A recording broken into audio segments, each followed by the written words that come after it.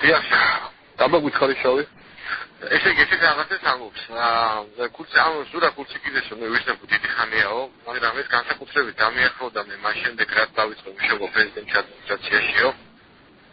და თავიდან მომთხოვაო ფოტოების მიცემა მისთვისო პრეზიდენტის ვიზიტების და შეხვედრების შესახებ.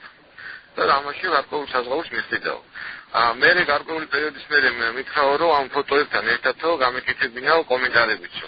ანუ ვინ იყო შეხვედრაზე პრეზიდენტის ვიზიტებზე ვის გადაუღეს სურათები ვინ ესწრებოდნენ და ასე შემდეგ.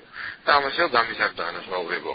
გარკვეული პერიოდის მერე მითხრაო რომ მომთხოვაო დამატებითი ინფორმაციის მიწოდებაო, რომელიც უკვე ჩემ ფოტომასალას აღარ ეხებოდა.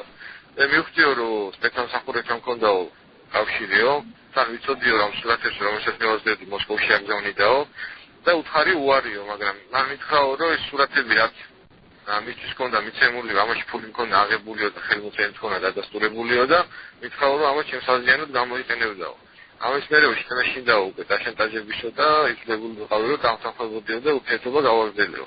თულს მიხდიდაო თავიდან ნაღდი ანგარიშებითო ხელზე მაძლევდაო და ბოლოს მითხრაო რომ საბანკო რეგისტრი მომეციო რომ აწიო ანგარიში გადმიგეცხოვ ფულს.